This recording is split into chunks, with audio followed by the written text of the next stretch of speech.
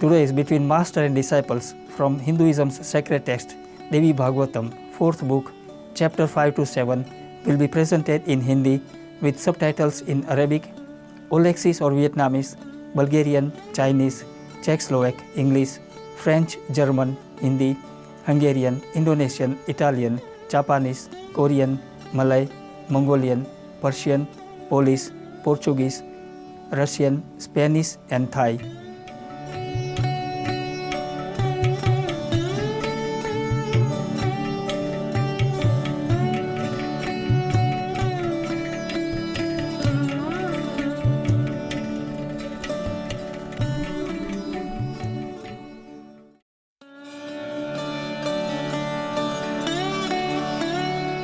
हिंदुत्व को पृथ्वी पर सबसे पुराने जीवन धर्मों में से एक माना जाता है, जिसका मूल भारत में प्राचीन वैदिक सभ्यता से जोड़ा जाता है। प्रारंभिक आध्यात्मिक हिंदू ग्रंथ ऋग्वेद लगभग 900 ईस्वी पूर्व में संकलित हुआ। अन्य पवित्र हिंदू ग्रंथों में वेद, उपनिषद, भागवत गीता और रामायण शामिल है।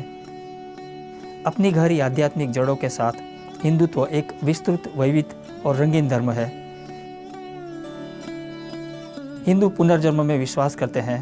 कारण और प्रभाव, कर्म का नियम, एक अकेला स्वर्गीय जीव जिसके बहुत से अवतार हैं और जिसकी सभी जीवों के लिए जन्म और मरण के चक्र से मुक्ति की इच्छा है।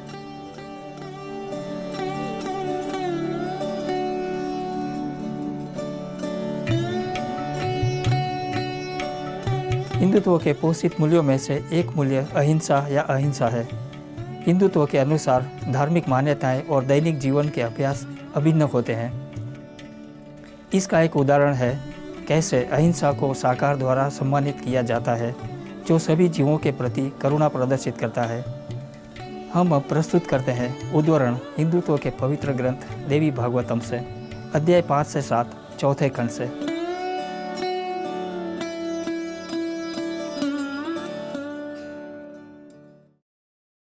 इन अध्यायों में व्यास, जो पुराणों के लिए जाने जाते हैं, राजा जन्मेजय को बताना जारी रखते हैं। ऐसे आध्यात्मिक अभ्यासकर्ता को खोजना कितना दुर्लभ है, जो सचमुच अहम, ईर्ष्या और क्रोध से मुक्त होते हैं।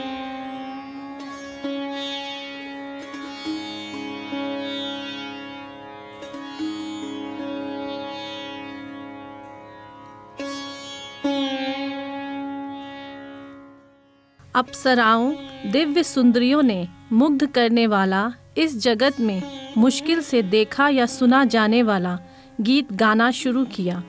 दोनों मुनि, भगवान विष्णु समान लगने वाले नर नारायण, उनके संगीत से प्रसन्न हुए और उनको इस प्रकार संबोधित किया। हे अप्सराओं, दिव्य सुंदरियों, मैं देखता हूँ आप यहाँ एक अतिथि के रूप में अपने दिव्य जगत से आई हैं। यहाँ शांति और पूर्ण आराम से रहें। हम खुशीपूर्वक आपके मेजबान के रूप में आपकी सेवा करेंगे। व्यास ने कहा, हे राजन, दोनों मुनि यह सोचकर कि इंद्र ने ये अप्सराएं, दिव्य सुंदरियां हमारी तपस्या भंग करने के लिए भेजी हैं, अहंकार से भर गए और अपनी तपस्या की शक्ति से एक नई अप्सरा, दिव्य सुंदरी के निर्माण का निश्चय किया, जो उन सभी वर्तमान अप्सराओं से अधिक दिव्य, अधिक शोभायमान और अधिक सुंदर होगी, जो साधारण दिखने वाली हैं और अपने व्यवहार में बेढंगी हैं। और मुनियों, तपस्वी जिन्होंने मौन की शपथ ली हो, ने अपनी जंघाओं को ठोककर या बजाकर तत्काल एक स्त्री का निर्माण किया, जो सभी संदर्भों में दिव्य सुंदर थी। इस सुंदर दिखने वाली स्त्री का नाम उर्वशी था, क्योंकि वह जंघा से उत्पन्न हुई थी, और सभी दूसरी अप्सराएं, दिव्य सुंदरियां जो वहां उपस्थित थीं, उर्वशी को देखकर अचंभित रह गईं।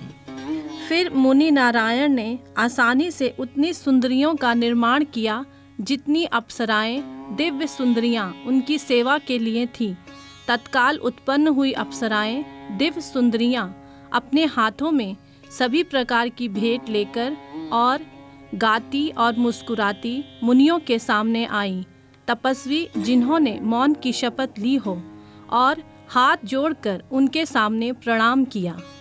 इंद्र द्वारा भेजी गई दिव्य सुंदरियां जो दूसरों को मोहित करती हैं, अब स्वयं उर्वशी को देखकर चकित थीं। जो मुनियों, तपस्वी जिन्होंने मौन की शपथ ली है कि तपस्या से उत्पन्न हुई और सभी संदर्भों में सुंदर, और यह देखकर उनके शरीर के बाल अपनी जड़ से खड़े हो गए। फिर उन्होंने अपने चेहरों को खूबसूरत बनाने का प्रयास किया और मुनियों को इस प्रकार संबोधित करना शुरू किया। हे मुनियों, हम अज्ञानी कन्याएं हैं। कैसे हम आपकी और आपकी तपस्या की महानता और आपकी स्थिरता की प्रशंसा कर सकती हैं? आप में अस्थिर मानसिकता और पवित्रता का कोई निशान नहीं है। वास्तव में अद्भुत है आपकी महानता। हम आश्वस्त हैं कि आप दोनों विष्णु के अंश हैं और आपका खजाना आपकी सतत शांति और मन पर नियंत्रण है। हम यहाँ आपकी सेवा के लिए नहीं आए हैं, बल्कि आपकी तपस्या में बाधा डालने आए हैं, जिससे हम इंद्र की इच्छाओं को पूरा कर सकें। कितने अहोभाग्य हैं हमारे कि हमें आपके दर्शन हुए। हम नहीं जानते, हम यह भी नहीं जानते कि हमने कौन सा पुण्य किया है। हमने आपके प्रति महान अपराध किया है, फिर भी आपने हमें शाप नहीं दिया। हमें आपने अपने परिवार की तरह समझा और हमें क्षमा कर दिया। अतः हमारा मन दुख और चिंताओं से मुक्त है। हम आपकी क्षमाशीलता की प्रशंसा करते हैं। ज्ञानी संत तपस्या से उत्पन्न अपनी आध्यात्मिक शक्ति को तुच्छ कार्यों में नष्ट नहीं करते हैं, जैसे दूसरों को शाप देना।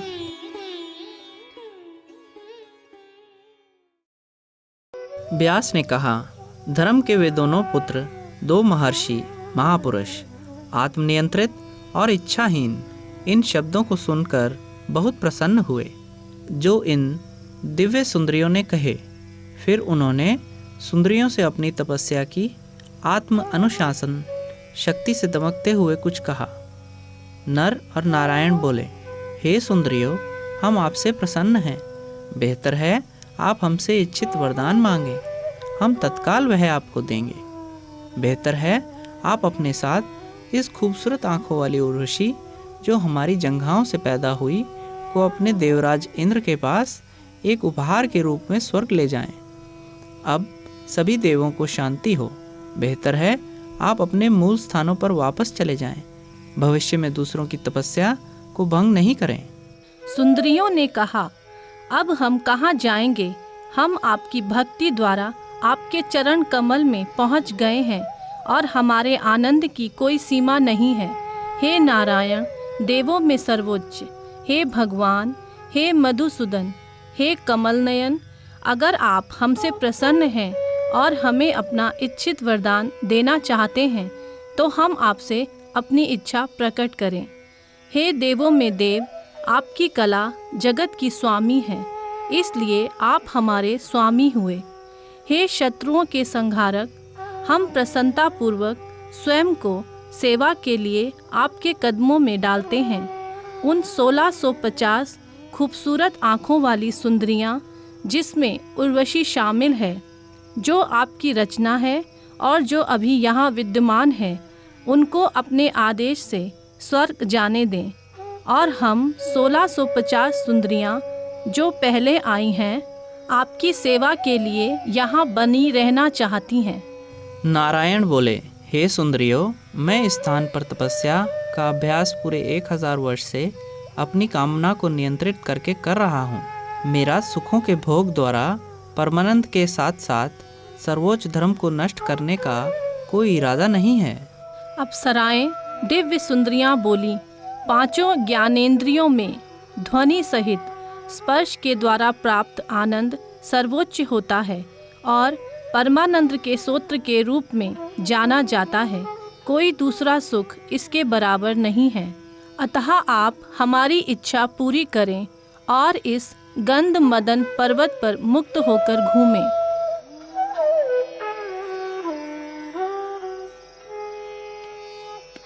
अध्याय 7 अहंकार।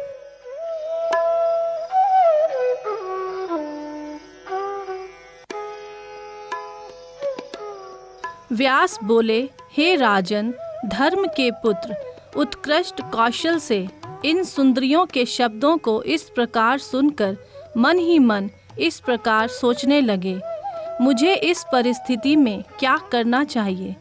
अगर मैं स्वयं को अभी आनंद में लगाता हूँ तो मैं मुनियों, तपस्वी जिन्होंने मौन की शपथ ली हो के बीच हंसी का पात्र हो जाऊंगा।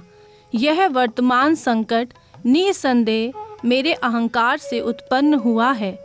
यह अहंकार किसी के धर्म को बर्बाद करने में पहला और अग्रणी होता है। ज्ञानी संतों ने इस अहंकार को इस जगत पेड़ का मूल घोषित किया है। मैंने उन सुंदरियों को यहाँ आते देखकर मौन व्रत का पालन नहीं किया। मैंने उनके साथ बहुत अधिक वार्तालाप किया, अतः मैं इस संकट, थोड़ी चिंता और दुख में पड़ा हूँ। मैंने अपने धर्म और नैतिक सिद्धांत, तपस्या के मूल्य पर इन सुंदरियों को उत्पन्न किया। इंद्र द्वारा भेजी गई खूबसूरत और मोहक सुंदरियाँ मेरी तपस्या बर्बाद करने पर तुली हुई हैं। अब अगर मैंने अहंकारवश सुंदरियों का निर्माण नहीं किया होता तो मैं इस मुश्किल में नहीं गिरा होता। अब मैं अपने खुद के बनाए जाल में दृढ़तापूर्वक फंस गया हूँ, एक मकड़ी की तरह। अब मैं आगे क्या करूँ? अगर मैं इन सुंदरियों का त्याग करता हूँ, यह सोचकर कि विषय पर पुनः विचार की कोई आवश्यकता नहीं है, फिर इनका दिल टूट जाएगा और वे मुझे श्राप देती हुई चली जाएंगी। तब मैं कम से कम इस वर्तमान संकट से मुक्त हो जाऊंगा और फिर एक एकांत स्थान में उत्कृष्ट तपस्या का अभ्यास कर सकूंगा। अतः अब मैं क्रोधित होकर इन सुंदरियों से मुझसे दूर जाने को कहूँगा। व्यास बोले, हे राजन, मुनि नारायण को लगा कि वे इस प्रकार प्रसन्नता पा लेंगे, लेकिन अगले ही पल उन्होंने अपने मन में इस प्रकार सोचा, दूसरा महान शत्रु क्रोध है। यह दूसरों को दुख देने से बड़ा है और यह वासना और लोभ से बड़ा है। क्रोधवश लोग हत्या करते हैं। यह हत्या नरक का स्रोत है और सबको पीड़ा देती है। जैसे पेड़ एक दूसरे से रगड़ खाकर आग उत्पन्न करते हैं और स्वयं इसी आग में जल जाते हैं, वैसे ही इस शरीर से उत्पन्न होने वाली आग अंततः इस शरीर को मृत्यु की आग में जला देती है। व्यास ने कहा, छोटा भाई नर अपने बड़े भाई की चिंता और निम्न अध्यात्म को देखकर जो सही है वह इस प्रकार बोला, हे नारायण, आप बहुत बुद्धिमान और सुशील हैं, अतः क्रोध की इस भावना को छोड़ दें और स्थिरता तथा शांति को अपनाएं और भयानक क्रोध का दमन करें।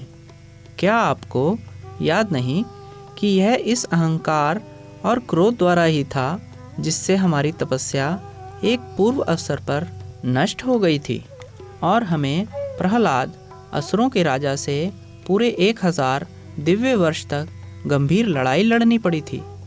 हे देवों के देव, फिर हम बहुत मुश्किल में पड़ गए थे।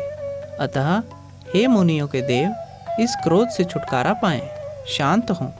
संतों ने शांति को तपस्या का मूल कारण और एकमात्र प्रयोजन घोषित किया है।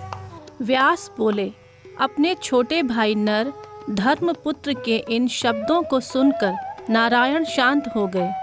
जन्मेजय बोले, हे मुनियों के देव, उच्च आत्मा वाला प्रहलाद विष्णु का भक्त और शांति प्रिय हृदय वाला था। प्राचीन दिनों में उसके और इन ऋषियों के बीच युद्ध हुआ था। यह कैसे हुआ? ऋषि कैसे लड़ सकते हैं? मेरे मन में यह गंभीर संदेह है। धर्म के ये दोनों पुत्र तपस्वी थे और शांति प्रेमी थे। इनके और दैत्य सूर्य के बीच युद्ध कैसे हो सका? कैसे ये दोनों ऋषि पवित्र जीव उच्च आत्मा वाले प्रहलाद के साथ लड़े? प्रहलाद बहुत धार्मिक, ज्ञान से भरपूर और विष्णु के प्रति बहुत समर्पित था। नर नारायण सात्विक, शुद्ध और तपस्वी थे। अतः अगर उनके बीच शत्रुता हुई थी तो ऐसा प्रतीत होता है कि धर्म और आत्म संयम, तपस्या और धर्म केवल नाम के विषय हैं और सतयुग में भी श्रम बेकार खर्च किया गया था। तपस्या, ध्यान और मौन होकर मंत्रों को जपने का क्या मूल्य है? कोई कुछ नहीं पा सका। उनकी तरह के व्यक्ति क्रोध और अहम से भरे अपने हृदय को नहीं जीत सके। क्रोध और ईर्ष्या तब तक नहीं पनप सकते जब तक भीतर अहम की भावना ना हो। सारी भावना, वासना, लालच, क्रोध इत्यादि अहंकार से आते हैं। इस बारे में कोई संदेह नहीं है। 100 लाख वर्ष की कठिन तपस्या अहंकार की थोड़ी सी मात्रा से लगभग नष्ट हो जाती है। जैसे सूर्य उदय से अंधेरा पूरी तरह हट जाता है, वैसे ही थोड़ा सा भी अहंकार उत्पन्न होने से धार्मिक गुण का कोई नामो निशान नहीं रहता। जब प्रहलाद श्री भगवान हरि से लड़ सकते हैं, फिर इस जगत में उनके सभी गुण किसी प्रयोग के नहीं रहे। कहाँ है धार्मिक गुण और कहाँ है शांति? जब शांत आत्मा वाले व्यक्ति नर नारायण दोनों ऋषियों ने लड़ना शुरू किया, अपने सर्वोच्च लक्ष्य तपस्या पर ध्यान दिए बिना, जब अहंकार इन दोनों ऋषियों पर विजय पा गया, फिर हमारे जैसे कमज़ोर तुच्छ व्यक्तियों से इस अहंकार को अधीन करने के विषय में क्या अपेक्षा की जा सकती है? कौन अहंकार से इन तीनों लोकों में मुक्त हो सकता है? जब उच्च आत्मा वाले व्यक्ति जैसे ऊपर वर्णित किए गए हैं उनसे मुक्त नहीं थे। अब मैं आश्वस्त हूँ कि इस ब्रह्मांड में कोई व्यक्ति कभी भी पहले अहंकार से मुक्त नहीं था, ना ही ऐसा कोई दूसरा भविष्य में होगा। लोहे या लकड़ी की जंजीर से बंधा फिर भी मुक्त हो सकता है, लेकिन जब कोई अहंकार द्वारा छेदित होता है, वह उससे कभी भी मुक्त नहीं हो सकता। यह अखिल ब्रह्मांड गतिज और स्थिर इस संसार प्रवास और उत्प्रवास में चक्कर काट रहा है, अहंकार द्वारा ढका हुआ है। कहाँ है फिर ब्रह्मजन? हे शपथधारी संत, कर्म, प्रतिकार, सिद्धांत मीमांसकों के अनुसार मीमांसक दर्शन के अनुयायी तार्किक और सत्य प्रतीत होता है। हे मुनि, आप इस कलयुग में मेरे जैसे कमज़ोर मानसिकता के लोगों से क्या अपेक्षा कर सकते हैं, जब महान व्यक्ति हमेशा वासना, क्रोध इत्यादि के अधीन रहते हैं। व्यास बोले, हे भरत के वंशज, कैसे प्रभाव अपने कारण से भिन्न हो सकता है? सोना और सोने का कर्णहार यद्यपि उपाधि गुण में भिन्न आकार का होता है, अपने मूल रूप में स्वर्ण धातु के समान है। धागा कपड़े का मूल होता है, अतः जैसे कपड़ा अपने धागे से भिन्न नहीं हो सकता, वैसे ही यह अखिल ब्रह्मांड गतिज और स्थिर अहंकार से उत्पन्न हुआ है। फिर कैसे यह अहंकार से मुक्त हो सकता है? यह सब गतिज और स्थिर घास की पत्ती सहित माया के तीनों गुणों से उत्पन्न हुआ है। इसलिए अगर यह उन गुणों से बना है तो उनको क्या पछतावा हो सकता है? जो ज्ञानी हैं और सभी परिघटनाओं को अवास्तविक समझते हैं, हे राजाओं में सर्वोत्तम, ब्रह्मा, विष्णु या महेश, ये सभी भी संसार प्रवास या उत्प्रवास के विस्तृत समुद्र में अहंकार द्वारा भ्रमित और मोहित होकर घूम रहे हैं। वशिष्ठ, नारद और दूसरे मुनियों, तपस्वी जिन्होंने मौन की शपथ ली है, जैसे महापुरुष लगातार इस संसार प्रवास और उत्प्रवास में जन्म ले रहे हैं। इस त्रिलोकी तीनों लोक में कोई भी शरीरधारी आत्मा नहीं है जो कि इस माया से पूर्णतः मुक्त है और परमात्मा के परम सुख में शांत और लीन हो गई है। हे राजाओं में सर्वोत्तम, वासना, क्रोध, लालच और मोह सभी अहंकार से उत्पन्न होते हैं। ये किसी भी शरीरधारी व्यक्ति को नहीं छोड़ते हैं।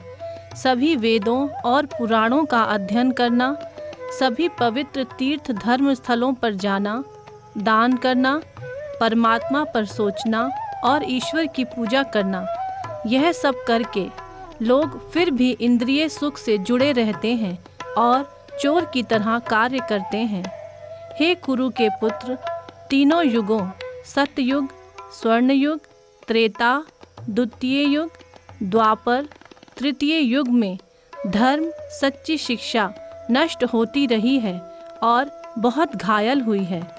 इस कलयुग में धर्म के बारे में क्या कहें।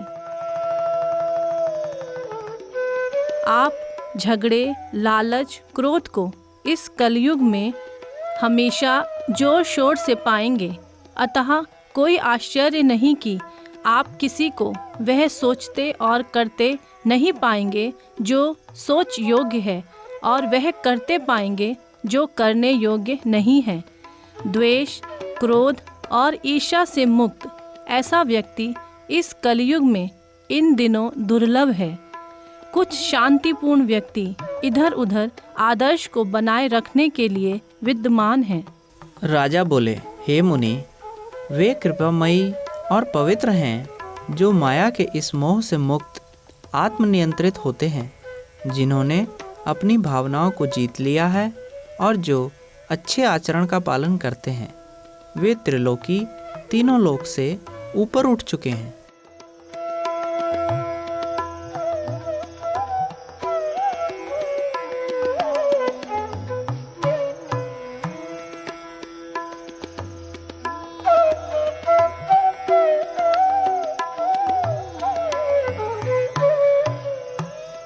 गुरु और शिष्य के मध्य आज के कार्यक्रम में हमसे जुड़ने के लिए आपका धन्यवाद।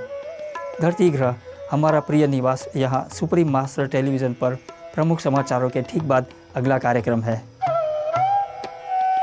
Thank you for joining us for today's episode of between master and disciples. Planet Earth, our loving home, is up next right after noteworthy news here on Supreme Master Television.